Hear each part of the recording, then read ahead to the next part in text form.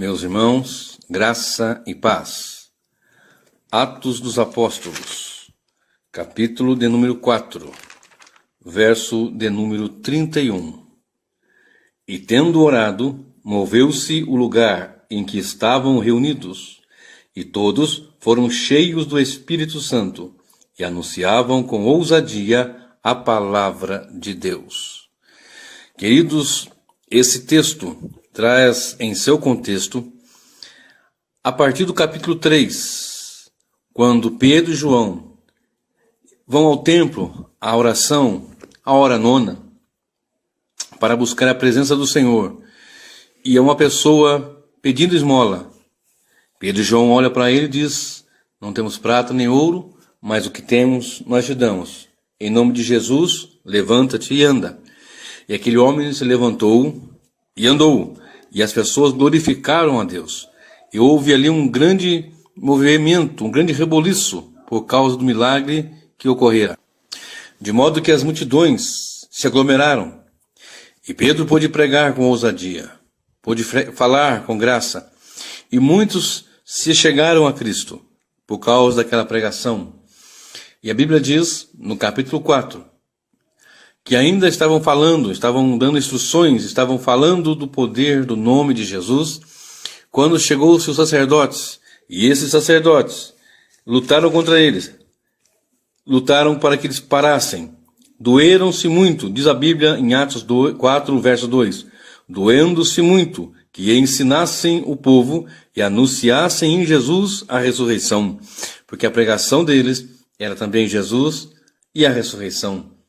Era falar do único que pode salvar, daquele único que pode ter, que tem realmente poder para salvar. A palavra do Senhor nos diz que o apóstolo Paulo, ou melhor, o apóstolo Pedro, no capítulo 4 e no versículo 12, disse: e em nenhum outro há salvação, porque também debaixo do céu nenhum outro nome há dado entre os homens pelo qual devamos ser salvos. Pedro e João, na sua mensagem, na sua pregação, Pedro, tomando a palavra, teve esta graça da parte do Senhor de falar com toda a ousadia, de natureza que, no versículo 13, encontramos escrito assim: e então eles, vendo a ousadia de Pedro e João, e informados de que eram homens sem letras e indoutos, se maravilharam e tinham conhecimento de que eles haviam estado com Jesus. Eles entenderam, eles compreenderam, eles ficaram cientes de que estes homens haviam estado com Jesus. Tiramos uma lição aqui de que as pessoas, quando observam em nós, há alguma diferença. A diferença é porque nós passamos um tempo com o Senhor, nós vivemos com o Senhor, nós andamos com o Senhor, nós oramos, ou seja, vida com o Senhor. Eles eram homens iletrados, não eram mestres, doutores, não tinham diplomas, certificados. No entanto, o que lhes fez a diferença é que eles tinham estado com o Senhor. E quando nós, enquanto igreja, servos do Senhor, passamos tempo com Ele em oração e em meditação na palavra, as pessoas vão olhar e vão saber que nós fazemos alguma coisa, se temos alguma graça, se temos alguma bondade de ocorrer milagres e pessoas ouvirem o Evangelho e serem transformadas, é porque nós passamos tempo com o Senhor. Mas eles foram perseguidos, eles foram ali confrontados pelos sacerdotes, ao ponto de insistirem, dizendo que não ensinassem mais no nome do Senhor. Onde Pedro e João dizem: importa-nos obedecer a Deus do que aos homens.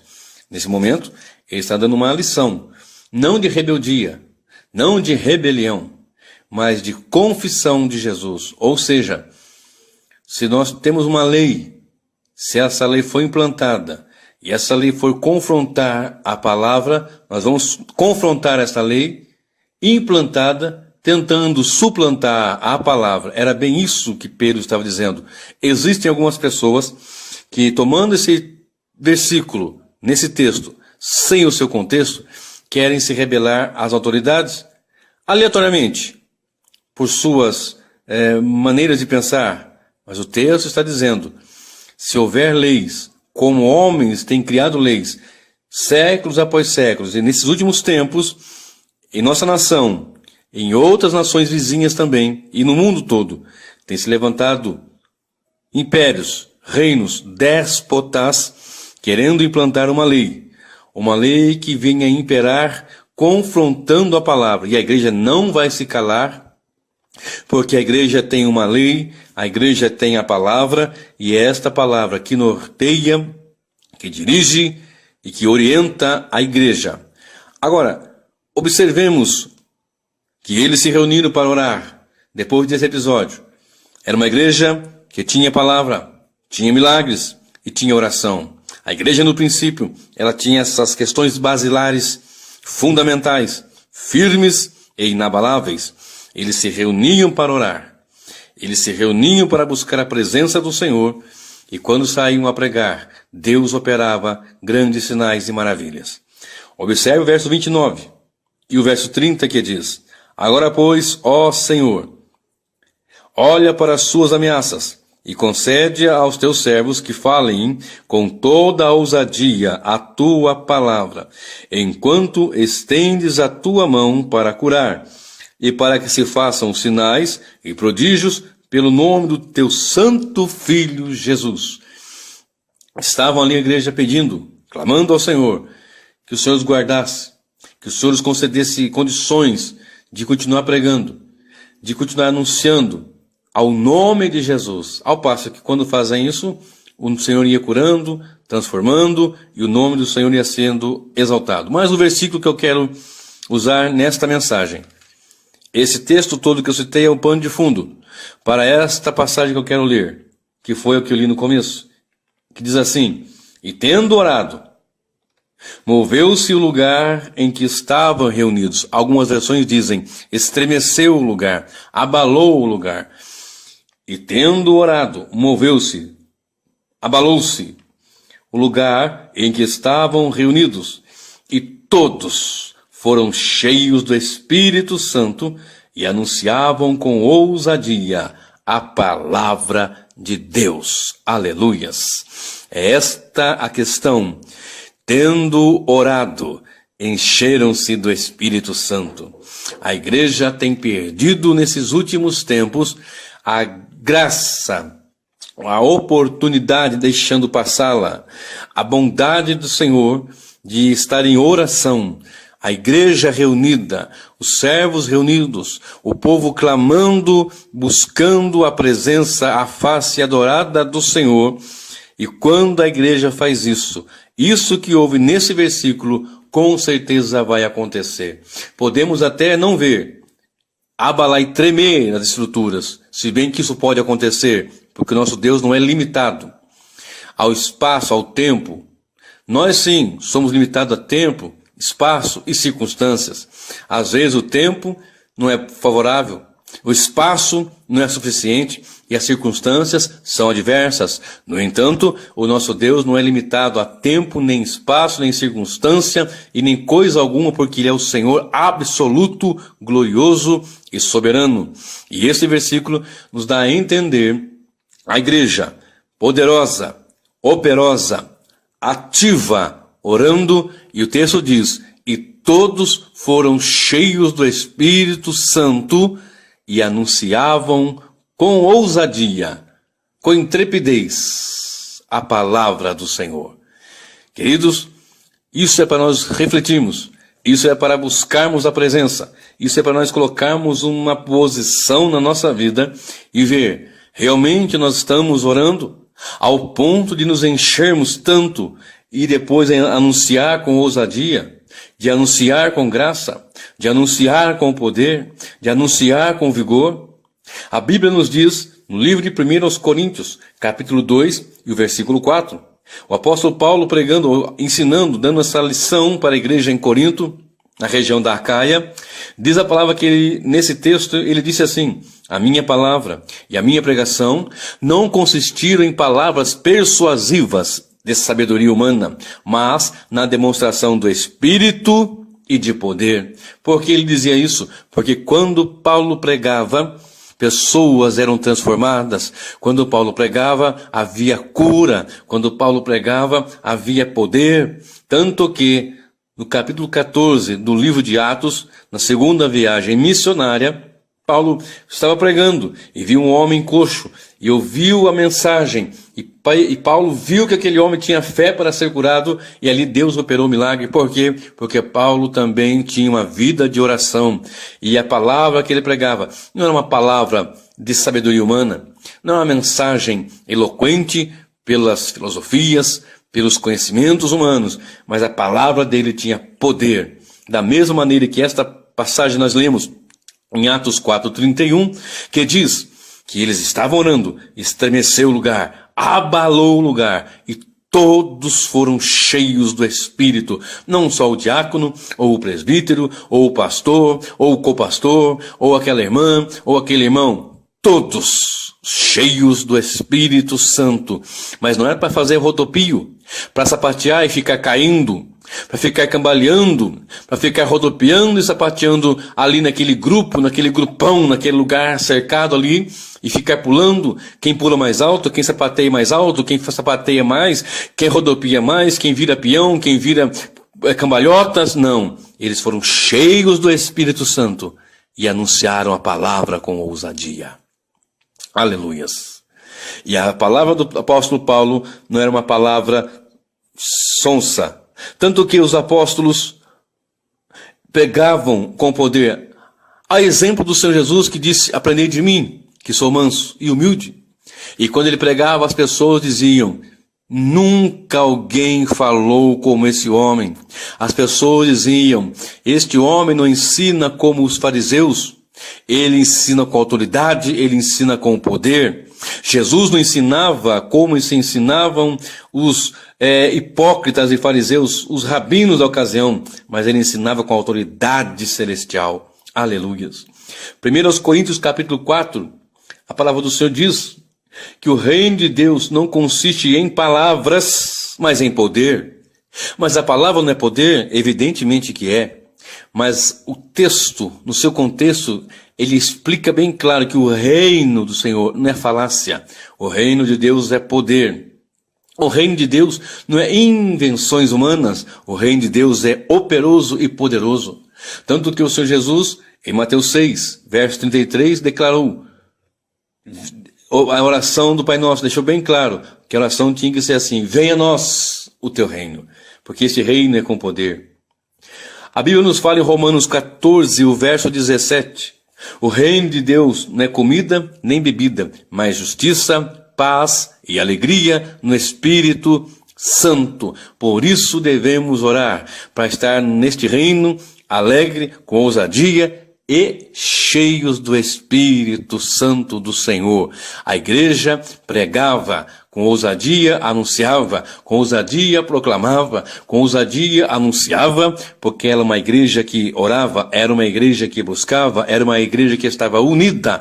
E a igreja unida, orando, o lugar vai estremecer e todos vão ser cheios do Espírito Santo, não para se apresentarem, não para fazer uma apresentação, se aquele profetiza mais, se aquele prega mais, ou se aquele outro tem mais dons, mas para anunciar e proclamar as verdades bíblicas centradas em Cristo, sem mistura, sem nenhuma mácula, sem nenhuma mancha, sem nenhuma mistura de corrupção que venha do mundo, mas uma igreja viva que tem objetivos claros e bíblicos, que são adorar ao Senhor e proclamar o evangelho do reino de Deus. Aleluias.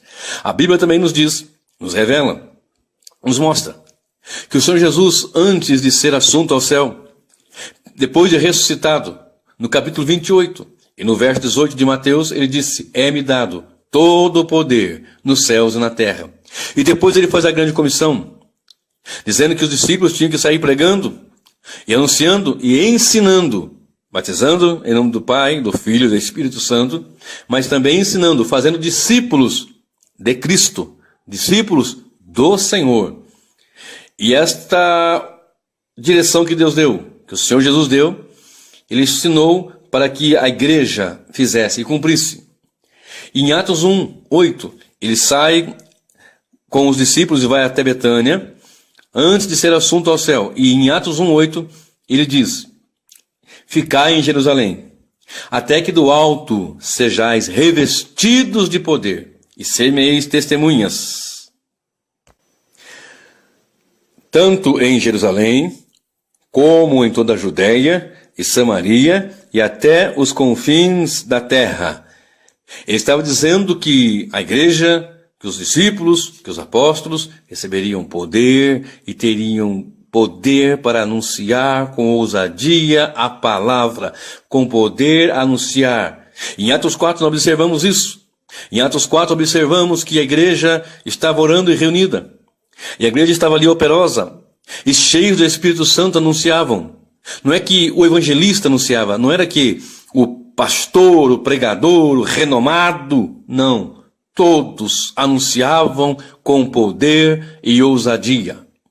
A Bíblia nos garante, nos diz isso bem claro, que quando eles anunciavam a palavra, Deus operava maravilhas, Deus operava sinais. Só que muitos vão dispersando, muitos vão parando. Talvez alguns anos atrás, algum tempo atrás, algumas décadas atrás, vivíamos em oração. Talvez você que vai me ouvir tinha uma vida de oração, reunia-se em grupo para orar na congregação e depois saía evangelizando. Andava pelos montes, pelos vales, pelas campinas, pelas fazendas, pelos sítios, pelas favelas, por lugares difíceis, mas anunciava, cheio do Espírito Santo, a palavra com toda a ousadia. Isso com a igreja também aconteceu. E se nós observarmos, e se nós não tivermos atento a Atos 1 e o capítulo 8, podemos ser inseridos em Atos 8:1. Se não observarmos Atos 1:8, Atos 8:1 pode ocorrer em nossas vidas. Observemos o que diz em Atos, capítulo 8 e o versículo 1. E também Saulo, consentiu na morte dele, e fez-se naquele dia uma grande perseguição contra a igreja que estava em Jerusalém, e todos foram dispersos pelas terras da Judéia, de Samaria, exceto os apóstolos. E uns varões piedosos foram enterrar Estevão, e fizeram sobre ele grande pranto. E Saulo assolava a igreja, entrando pelas casas e arrastando homens e mulheres, e os encerrava na prisão. Mas os que andavam dispersos iam por toda parte, anunciando a palavra. Não era para ficar só em Jerusalém, era para ir para outros cantos. A igreja não podia ficar só local, ela tinha que esparramar, era para anunciar. Recebereis virtude para ir para outros cantos. E eles queriam ficar porque estava muito bom. Ali tinha comunhão, ali tinha partir do pão, ali tinha partir de bênçãos, de divisões, de socorro para um, para outro do pão. Então, era um lugar muito bom, mas a ordem era para ir para outros lugares também, proclamar com ousadia a palavra do Senhor. Nessa passagem, no começo desse capítulo 8, tem o pano de fundo no capítulo de número 7, quando Estevão, ele foi apedrejado, não negou a fé, ele morreu apedrejado, mas viu o Senhor em pé, e ele ali com ousadia testemunhava, porque ele estava também cheio do Espírito Santo do Senhor, ao ponto de que Paulo viu aquilo, colaborou com aquilo, guardava a roupa daquelas pessoas que o estavam apedrejando, e saiu com cartas perseguindo a igreja, e a igreja não podia ficar em Jerusalém. Atos 1:8 aconteceu, e Atos 8:1 os fez dispersar em perseguições, e eles esparramaram, e os que iam dispersos anunciavam com ousadia. Porventura será necessário Deus enviar uma perseguição tal contra a igreja, de maneira que nós aí vamos sair para anunciar? Será que assim nós vamos ter coragem de sair do nosso sofá, do nosso conforto, do nosso lar, da nossa casa, de frente de um aparelho de televisão? Porque, permita-me abrir um parênteses, é incabível um cristão que se diz cheio do Espírito, que se diz seguidor de Cristo, ficar horas em frente a uma televisão, ficar horas em frente a uma internet e não ter o desejo de buscar a presença do Senhor em oração. É incabível para um cristão genuíno, verdadeiro, cheio do Espírito Santo, assistir uma novela imunda, seja de qual canal for, porque todas trazem imundície, todas trazem adultério, fornicação, promiscuidade, homossexualismo, abertamente estão expressando o pecado e as famílias estão sendo arrastadas como uma torrente de águas imundas e podres e continuam assistindo essas imundícias. E muitos irmãos deixam de ir ao culto porque o fim da novela naquele dia, deixam de servir ao Senhor melhor porque não podem pedir o capítulo dessa maldita novela, dessas redes de televisão que descarregam um esgoto na sua mente, porque essas novelas só podem ter vindo do esgoto do inferno e atormentam a mente e param a igreja. Mas ainda há homens e mulheres que têm coragem de se reunir e orar e sair cheio do Espírito Santo, proclamando que Jesus é o Salvador e que Jesus voltará para buscar o seu povo. Aleluias! E essa perseguição ocorreu em Atos 8:1, e eles anunciavam, sendo dispersos, esparramando-se, anunciavam a palavra do Senhor. A Bíblia nos diz, nesse capítulo 4, que aqueles homens ficaram irritados, os sacerdotes ficaram furiosos, porque Pedro pregava sobre Jesus e a ressurreição. A palavra nos garante também em Atos 17:18, até citei no começo, que Paulo também, em sua segunda viagem missionária, lá quando ele chegou em Éfeso, ele pregou e ele pregava Jesus e a ressurreição. E quando nós olhamos para isso, nós maravilhamos porque o Evangelho é poder. Romanos 1:16 diz que Paulo fortemente diz isso, claramente diz isso. Imperiosamente ele diz isso: não me envergonho do Evangelho de Jesus Cristo, porque o Evangelho de Jesus é o poder. Porque não me envergonho do Evangelho de Cristo, pois é o poder de Deus para a salvação de todo aquele que crê, primeiro do judeu e também do grego.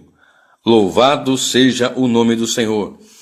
Há pessoas que têm vergonha, há pessoas que querem sair pregando, mas querem pregar um evangelho água com açúcar. Querem pregar um evangelho papinha. Querem anunciar um evangelho mais ou menos. O evangelho não é mais ou menos. O evangelho é poder de Deus.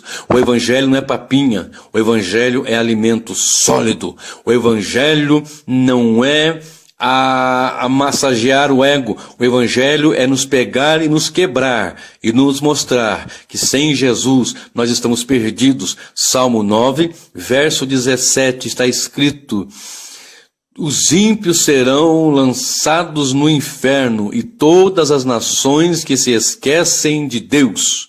Salmo 7, verso 11 e verso 12. Se o homem não se arrepender, olha só o que vai acontecer. Deus é um justo juiz, um Deus que se ira todos os dias. Se o homem não se arrepender, Deus tem desembainhado a sua espada, tem armado o seu arco, está aparelhado para a batalha. Ai, se nós não anunciarmos isso também. Não dizer apenas Jesus te ama, porque de fato Ele ama, mas ai se não nos convertermos ao Senhor. E a mensagem com ousadia é essa: ainda que zombem, ainda que homens digam, você está louco? Que ressurreição, que vida eterna, que volta do Senhor, que tribulação, grande tribulação, anticristo, besta, isso é conversa, isso é falácia? Não, isto é a verdade do Evangelho que deve ser proclamada para a glória do Senhor, Deus Todo-Poderoso. A Bíblia também nos diz que o Senhor não nos deixaria só nessa tarefa, nessa função, nesse trabalho de anunciar e de pregar. Porque quando ele foi assunto, ele disse, olha, vocês vão receber poder. Mas, antes, numa outra ocasião, em João, capítulo de número 16, e o versículo 7, está escrito: todavia digo-vos a verdade, que vos convém que eu vá, Porque se eu não for, o Consolador não virá a vós. Mas se eu for, enviá-lo-ei. E quando ele vier, convencerá o mundo do pecado e da justiça e do juízo. E quando ele vier, convencerá o mundo do pecado, da justiça e do juízo. Logo, quem convence é o Senhor. Quem realmente convence é o Espírito Santo.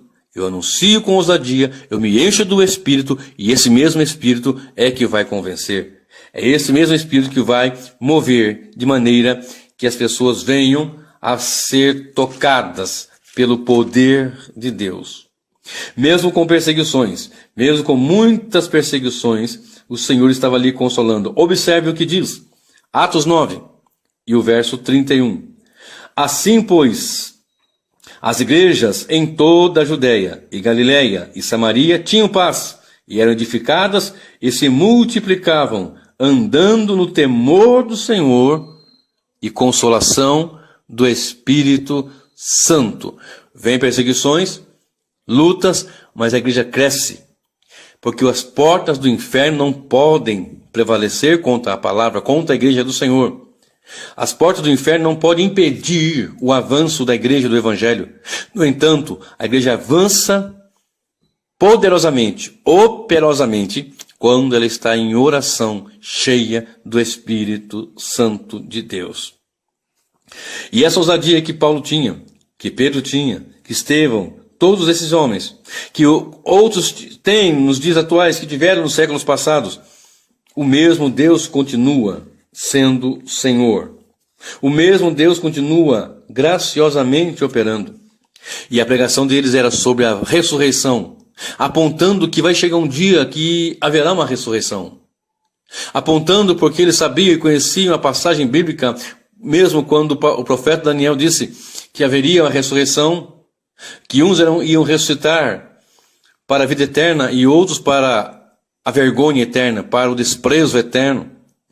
E isso era algo que incomodava, mas o Senhor pregava fortemente. Inclusive não houve maior pregador bíblico nas Escrituras que falou mais do inferno que o próprio Senhor Jesus. Mas o Senhor Jesus, que Paulo pregava, que Pedro pregava, e que nós como igreja devemos pregar, é um Jesus ressurreto, é um Jesus que vem buscar o seu povo, e que ressuscitará aqueles que estão mortos, e fará com que eles tenham um corpo de glória, transformado pelo poder de Deus. Observemos o que diz a palavra do Senhor, em 1 Tessalonicenses, capítulo de número 4, a partir do versículo 16. 1 Tessalonicenses, capítulo de número 4, a partir do versículo 16. Olha só o que diz a palavra do Senhor. Aliás, eu vou ler a partir do versículo 13. Não quero, porém, irmãos, que sejais ignorantes acerca dos que já dormem aqui dos que já morreram, os salvos que estão mortos, para que não vos entristeçais como os demais, que não têm esperança, os ímpios, os que não têm o Senhor Jesus, que é a ressurreição e a vida. Porque se cremos que Jesus morreu e ressuscitou, assim também os que em Jesus dormem, Deus os tornará a trazer com ele.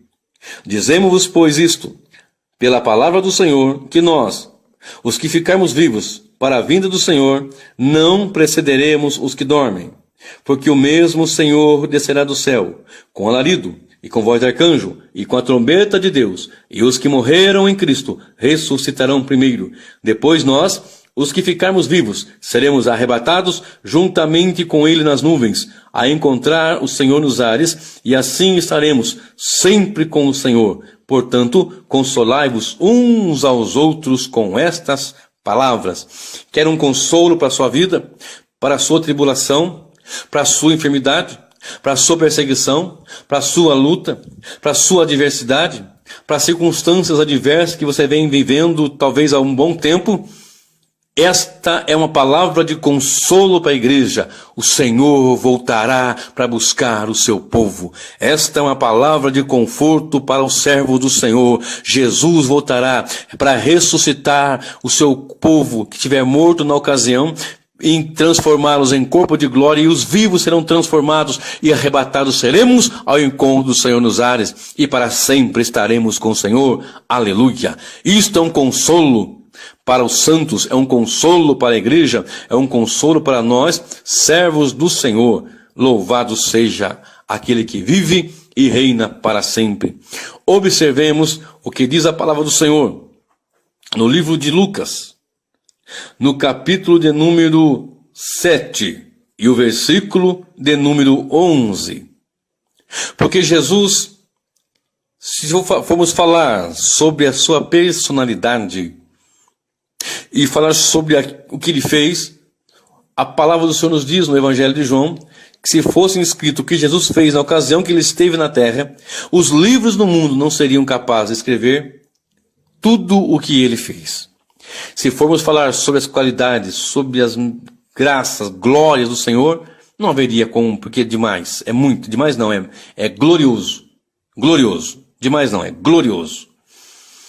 Agora observemos um fato curioso, pelo menos, porque Pedro, Paulo e a igreja anunciavam com ousadia, e com ousadia eles falavam, Jesus ressuscitou, porque para muitos ouvir isso é uma loucura. Para muitos ouvir isso é uma utopia. Como assim alguém morre e ressuscita? Como assim alguém morre e volta do mundo dos mortos? Como assim alguém é morto e crucificado? E sendo crucificado no madeiro terrível, as pessoas depois o aclamam como grande rei, grande senhor, tendo morrido numa cruz. Como pode isso ser de fato algo glorioso? Porque essas coisas parecem loucuras para aqueles que vão se perdendo, mas para nós que somos salvos, para nós que somos a igreja, isso não é loucura, isso é o poder de Deus.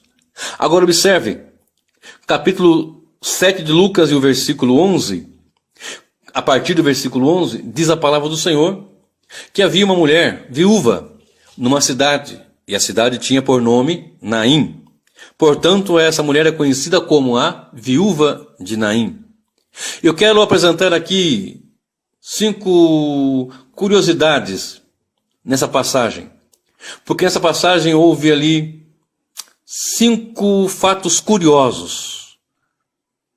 Houve o encontro de 2 multidões, porque ia saindo de Naim uma multidão com a mulher triste, viúva, ali chorando, carregando seu filho num esquife, num caixão. O luto estava com aquela multidão. A tristeza, a dor e as lágrimas estavam com aquela multidão. E vinha outra multidão. E essa multidão vinha com alegria, porque essa multidão tinha Jesus. Essa multidão tinha alegria, porque essa multidão tinha luz. Essa multidão que vinha com Jesus tinha graça, regozijo, estavam estonteantes porque eles viam os milagres, viam as curas, viam as transformações, viam as pessoas serem libertas de demônios terríveis. E essas pessoas vinham alegres e felizes com Jesus. Havia 2 multidões, uma triste com a morte, outra alegre e feliz com Jesus. Primeiro fato curioso dessa passagem é que houve o encontro de 2 multidões. Uma triste com a morte, outra feliz com Jesus, e Jesus é a vida. O outro fato curioso é que foi o encontro às portas da cidade de Naim. E a Bíblia nos diz que Jesus também é uma porta. A Bíblia nos fala no livro de João, capítulo 10 e o verso 9. Jesus disse, eu sou a porta. Se alguém entrar por mim, será salvo. Entrará, sairá e achará pastagens. 2 portas, a porta da cidade com tristeza e a porta chamada Jesus, que se alguém entrar por essa porta será salvo. Entrará, sairá e achará pastagens. Por que diz entrará e sairá? Por que não diz entrará e ficará? Por que não diz entrará e permanecerá? É porque em Jerusalém, na ocasião, havia na cidade, para o templo, várias portas. Para entrar da cidade, havia várias portas. Havia a porta das ovelhas, onde as ovelhas iam encaminhadas para o sacrifício até o templo. Havia a porta do peixe. Haviam várias portas. Isso você pode conferir melhor no livro de Neemias, por exemplo. E havia também a porta do lixo. E essa porta que Jesus disse, ele disse assim: eu sou a porta. E nós estamos observando a passagem no seu contexto, que ele fala que ele é bom pastor, e o bom pastor dá vida pelas suas ovelhas. E o bom pastor conhece as ovelhas conhecem o bom pastor, conhecem a sua voz e o seguem. Agora, observe, entrará e sairá, porque a ovelha que entrava pela porta das ovelhas, na cidade de Jerusalém, ela entrava e morria, nunca mais ela ia sair dali. Ela ia, mas ia morrer. Agora nós em Cristo temos uma porta, que nós entramos e saímos felizes, alegres, transformados e nunca mais morreremos. Espera aí, pregador, mas podemos morrer a morte física? Sim, mas quem está em Cristo já passou da morte para a vida, aleluias, bendito seja o nome do Senhor. Terceiro fator curioso desse encontro é que também é um encontro de dois filhos únicos, porque essa mulher viúva, ela tinha só esse filho, o seu único. E Jesus é o unigênito do Pai. Dois filhos únicos estavam ali se encontrando também. Só que um morto e outro que veio para morrer e ressuscitar e garantir vida eterna para todos os santos. Para todo aquele que querer. Para todo aquele que der ouvido à voz do Evangelho. Terceiro fato curioso: dois filhos únicos. Quarto fator curioso desta passagem é que também era o encontro de dois sofredores. A mulher sofredora, experiente com morte, porque já havia perdido seu marido e vinha sofrendo isso durante os anos. A Bíblia não diz quanto tempo havia morrido seu marido. A Bíblia não deixou isso claro, mas diz bem claro que ele era viúva, tinha a experiência com o sofrimento, a experiência com a dor do luto. E mais uma vez, a experiência horrível da morte estava com aquela mulher. E a Bíblia diz que Jesus também é o sofredor, porque no livro de Isaías, o profeta messiânico, no capítulo 53, diz que nós olhávamos para ele e nenhuma beleza víamos. Isaías retrata a cruz, ele mostra que Cristo naquele momento retratado pelo profeta Isaías, no livro de Isaías 53, é o Messias crucificado. Que não havia beleza porque ele havia, na passagem, ele estava ali na cruz, sofrendo com aquela coroa de espinhos, o seu rosto cheio de sangue e de escarro e de cuspida, porque é isso que tinha no seu rosto naquele momento.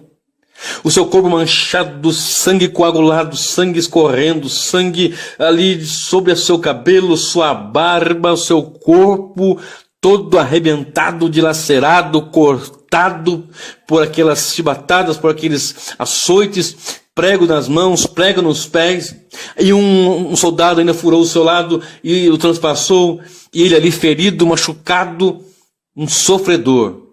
Aquele que nós olhávamos para ele, nenhuma beleza víamos, onde o profeta deixou bem claro, dizendo que o castigo que nos traz a paz estava sobre ele.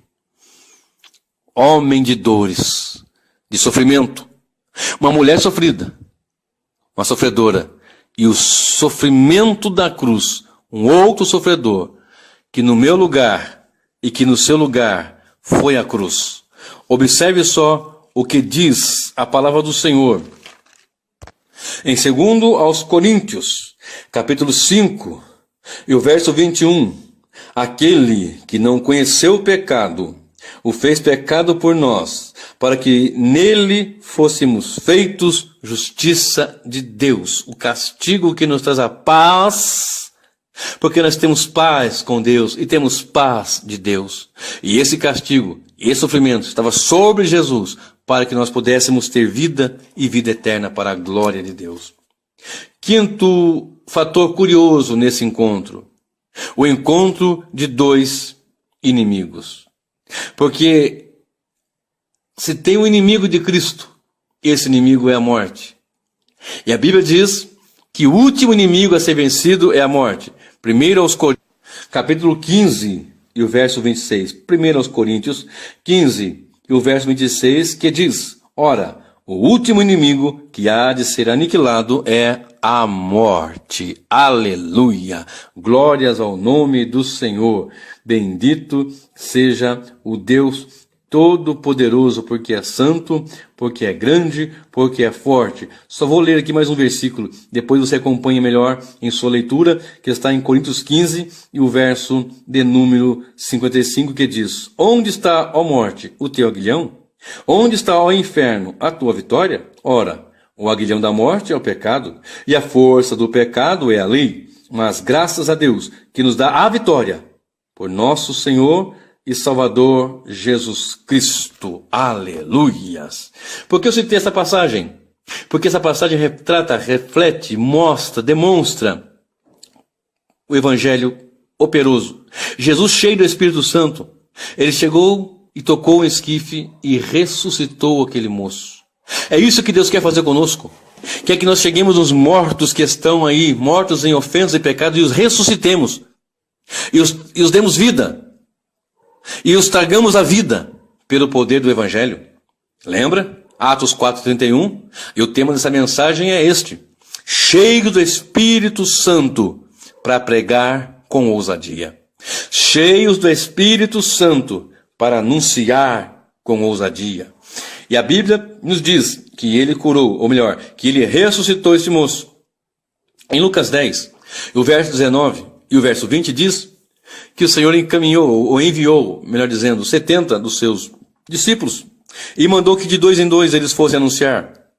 E de 2 em 2 eles saíram e começaram a pregar. E quando eles voltaram felizes e alegres, dizendo: Senhor, até os demônios submetem-nos pelo teu nome. Aí o Senhor Jesus assim disse: olha, não vos alegreis, porque os demônios vos submetem, mas alegrai-vos antes, porque o vosso nome está escrito nos céus, no livro da vida. Esta é a alegria e a esperança da igreja, ser cheio do Espírito Santo, para chegar também e dizer: há uma porta para a solução do problema da humanidade. O problema da humanidade não é a crise financeira. O problema da humanidade não é o problema, não é as grandes lutas com relação ao capital, às fábricas, às indústrias, às moradias, aos hospitais, não. O grande e terrível problema das nações é não ter Cristo Jesus como seu Senhor e Salvador. Agora, entre tantas coisas, entre muitas coisas, entre muitas evidências, entre muitos pontos, por que nós devemos ser cheios do Espírito Santo? Para pregar com ousadia. Esse é o tema da mensagem. Cheios, ou o título, né? Cheios do Espírito Santo para anunciar com ousadia. Ninguém jamais vai pregar com ousadia. Ele pode falar bonito. Pode ter uma eloquência, porque tem um cabedal cultural muito elevado. Ele pode falar bonito. Pode trazer uma linguagem polida, bem bonita, bem límpida, bem linda. No entanto, pode não ter poder. Pregar o Evangelho com poder é você pregar a simplicidade do Evangelho e isso ser eficaz na vida de outros. Pregar o Evangelho com poder não é gritar aos 4 ventos, mas é falar: o Senhor Jesus é o Salvador e você precisa se arrepender dos seus pecados, porque está escrito, e começar a anunciar o Evangelho. Porque não vou dizer que o pregador fulano disse, ou que o filósofo Beltrano falou, mas eu tenho que dizer, a pregação tem que ser assim: a Bíblia diz, a palavra diz, Jesus disse. Aí começa a operar. Não é pregar um evangelho fraco, mas é pregar a palavra. Sem medo. Redárguas, repreendas, instas e pregue com ousadia. Isso. Falar a palavra muda a história. O maior problema das nações é não aceitar a palavra, não receber a palavra. O maior problema de um chefe de família não é pagar as contas, sustentar a família, sustentar os filhos, pagar as contas em dia, não. O maior problema de um pai de família é não receber Jesus como Senhor e Salvador e não ser o cabeça da igreja, da sua casa, como uma igreja local, como um local de adoração ao Senhor. e a família ser criada como bem quer, ao seu bel prazer, seguindo doutrinas de demônios, rumores e doutrinas pecadoras, terríveis, porque é só esta palavra que pode transformar. Uma das razões de nós sermos cheios do Espírito Santo é porque a nossa luta não é contra a carne e sangue, mas é contra as potestades, contra os demônios, contra as trevas, contra tudo aquilo que está no mundo espiritual se opondo. É uma luta. A minha luta não é contra os governantes, tão somente. A minha luta é contra as trevas.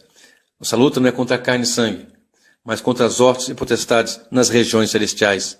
O apóstolo Paulo deixa bem claro isso. Efésios 6, e o verso de número 10. No demais, irmãos meus, fortalecei-vos no Senhor e na força do seu poder. Revesti-vos de toda a armadura de Deus, para que possais estar firmes contra as astutas ciladas do diabo.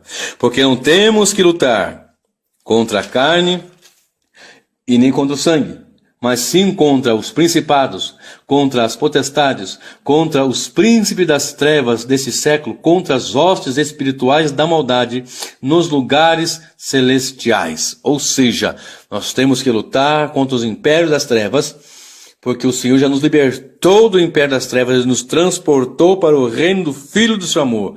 E precisamos, portanto, estar cheios do Espírito Santo. Sabe por que muitas das vezes começa aquela discussão em nossa casa? A esposa e o marido, o pai e o filho e o pai e a irmã contra o irmão. Por quê? Porque a Bíblia nos diz, em Tiago 4, verso 7, sujeitai-vos a Deus, resisti ao diabo e ele fugirá de vós. Como é que eu me sujeito a Deus? Me rendendo ao Espírito, me enchendo do Espírito, me enchendo da graça do Senhor, sendo cheio do Espírito Santo. Por que nós temos que ser cheios do Espírito? Porque os dias são maus. E eu só vou começar a ser cheio do Espírito quando eu voltar à minha vida de oração. E ter uma vida de oração pautada com a palavra também, porque não é só orar, é vigiar, orar. E buscar na palavra, e orar e estando com a Escritura, com a palavra firme. Jesus, cheio do Espírito Santo no deserto, ele venceu o diabo dizendo, está escrito, ele estava cheio do Espírito Santo e cheio da palavra. A palavra de Deus é o que nos fortalece. A palavra nos diz em Colossenses 3 e o verso 16, a palavra de Cristo habite em vós abundantemente, em toda a sabedoria, ensinando-vos e admoestando-vos uns aos outros, com salmos, hinos e cânticos espirituais, cantando ao Senhor e com graça em vosso coração. A palavra de Cristo habite em vós abundantemente.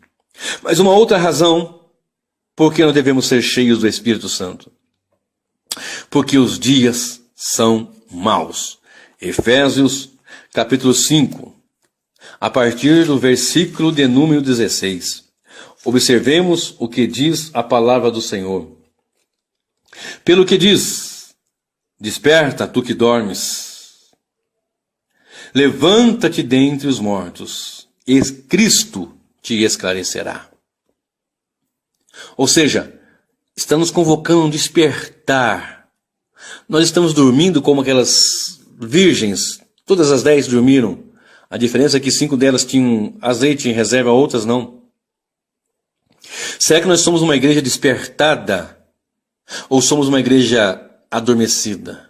Será porventura que somos uma igreja acordada, aguardando a bendita esperança, a vinda de nosso Senhor e Salvador Jesus Cristo? Ou nós somos uma igreja dormindo? Repito, Efésios 5, verso de número 14. Pelo que diz, desperta tu que dormes, e levanta-te dentre os mortos, e Cristo te esclarecerá. Porquanto, vede prudentemente como andais, não como nécios, ou seja, loucos, mas como sábios, remindo os tempos, porque os dias são maus. Remindo o tempo, porque os dias são maus. Por que ser cheio do Espírito Santo? Porque os dias são maus. Temos visto se alastrar a promiscuidade, o pecado, a avareza, a mentira, a corrupção. Podemos ver até mesmo líderes em nosso meio, que eram servos do Senhor, temente a Deus, mas perderam-se pela ganância, pelo engano, pelo erro, e os dias são terríveis, são maus. Mas se nós somos cheios do Espírito Santo, mesmo em dias terríveis, em dias maus, nós vamos estar despertados e Cristo nos esclarecendo para a glória do Senhor. Verso 17. Pelo que não sejais insensatos, mas entendei qual seja a vontade do Senhor. E qual é a vontade do Senhor? Que nenhum se perca. E qual é a vontade do Senhor? Que nós sejamos santos. E qual é a vontade do Senhor? Que nós sejamos uma igreja santa, sem ruga e sem mácula. Observemos o verso 18, Efésios 5. E não vos embriagueis com o vinho em que há contenda, mas enchei-vos do Espírito Santo. O imperativo aqui está dizendo que eu que me encho do Espírito. Eu que vou me encher do Espírito. Como? Esvaziando-me de tudo para ser cheio do Espírito Santo, através de uma vida piedosa, de uma vida de oração, de meditação na palavra do Senhor, de comunhão com os santos, de amor pelos perdidos, de amor pelo próximo. Aí eu me torno uma pessoa que vai se enchendo do Espírito. Mas esse encher não é aquele encher de pegar um vaso e começar a derramar, não. Mas é encher como uma vela de um navio, que o vento sopra e enche aquela vela, e insufla aquela vela, e ela fica cheia e começa a embarcação a andar, a navegar, melhor dizendo. Aquela vela vazia, ela está ali murcha, e a embarcação parada. Mas quando o vento sopra, e eu espero que um vento veemente, impetuoso venha soprar em nossas vidas, e insuflar, encher essas velas, e fazer a embarcação das nossas vidas andar rumo ao desejado porto, para a glória do Senhor. Bendito seja aquele que vive para sempre, reina e tem todo o poder. E mais uma outra razão para nós sermos cheios do Espírito Santo está em 1 Coríntios, capítulo 11, e o versículo 19. O contexto fala da ceia do Senhor, porque muitos ali tinham umas heresias já naquela ocasião, e faziam as suas ceias particulares, e quando se reuniam, por exemplo, já vinham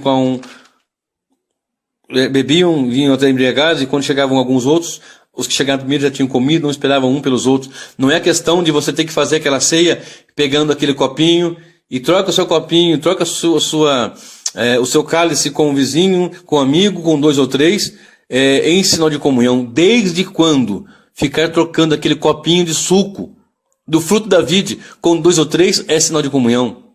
É no máximo sinal de falta de higiene, porque em nossas mãos tem muitas bactérias. É no mínimo isso. Sinal de comunhão é você chorar com aquele que chora, é alegrar com aquele que se alegra. Sinal de comunhão é você se importar porque o irmão está sofrendo, está chorando. É ligar, perguntar, mandar uma mensagem, dizer: está bem contigo? Vai bem com você? Mas não só perguntar assim vagamente, mas se importar de ir até a casa. Porque tem pastores, pasmem, há pastores que sequer visitam as suas ovelhas. E dizem que é pastor. Meu Deus. Ser cheio do Espírito Santo vai nos promover ter comunhão com os santos. E a questão que nós vamos citar agora era a questão que trazia ali um contexto, algumas adversidades, algumas questões ali que os irmãos lá em Corinto estavam deixando de ter essa comunhão. Como eu disse, ficar trocando o copinho de suco na hora da ceia, isso não é sinal de comunhão. Uma invenção que saiu há pouco tempo. A Bíblia diz: tomai e comei. Pega o pão e come. Tomai e bebei. Pega o cálice e beba. Não esperar pelos outros, que é que uns chegavam antes, comiam, bebiam e embriagavam-se até. Quando outros chegavam, já tinham comido, não havia uma celebração de comunhão como deveria ocorrer. Agora observe, no capítulo 11, e 1 aos Coríntios, e o versículo de número 19. E até importa que haja entre vós heresias, para os que são sinceros se manifestem em vós. Ora, E Paulo está dizendo, importa que ocorram essas dissensões, algumas versões falam isso, heresias, enganos, para que os sinceros se manifestem. E o sincero só vai ser manifestado pelo poder do Espírito Santo. O sincero só vai manifestar-se em meio aos corruptos, aos hereges, aos enganadores, se ele for de fato cheio do Espírito Santo. Porque se ele é cheio do Espírito Santo, ele não pode ser cheio de heresia. Se ele é cheio do Espírito Santo, ele não pode ser cheio de mentira. Se ele é cheio do Espírito Santo, ele não pode ser cheio de fraude. Se ele é cheio do Espírito Santo, não pode ser cheio de arrogância. Porque tem pastores que são arrogantes. Pensam que alguma coisa só porque são pastores. Pastor não é título, pastor é dom. Efésios 4:11, declarado está que Deus deu para a igreja apóstolos, pastores, mestres. Não deu igreja para pastores, mas pastores para as igrejas. E tem uns que pensam que são bambambam, porque são pastores. Pastor tem que ter cheiro de ovelha, tem que andar com ovelha, tem que tirar o carrapicho da ovelha, tem que colocá-la no ombro, e tem que zelar e tem que cuidar. E usar a vara muitas vezes, sim, isso é verdade, mas tem que cuidar. Agora, os sinceros se manifestam no meio dos hereges, porque os sinceros só podem manifestar-se se eles forem cheios do Espírito Santo. Atos 4:31. E eles tendo orado, estremeceu o lugar. E todos, não a meia dúzia, não os bambambam, não o último biscoito do pacote, não. Todos, cheios do Espírito Santo, anunciaram com ousadia a palavra do Senhor. A minha oração é para que eu e você estejamos em oração e sejamos cheios do Espírito Santo, para anunciar com ousadia a palavra. Ninguém vai anunciar com ousadia se não meditar com ousadia. Ninguém vai pregar com ousadia se não buscar o Deus com ousadia e dizer: Senhor, eu quero mais de ti. Como o salmista, Salmo 42, Davi disse: como o cervo brama pela corrente das águas, a minha alma suspira por ti, ó Deus. Esta é a minha oração, para que nós sejamos cheios do Espírito Santo. E cheio do Espírito Santo, anunciemos com ousadia a palavra de Deus, em nome de Jesus.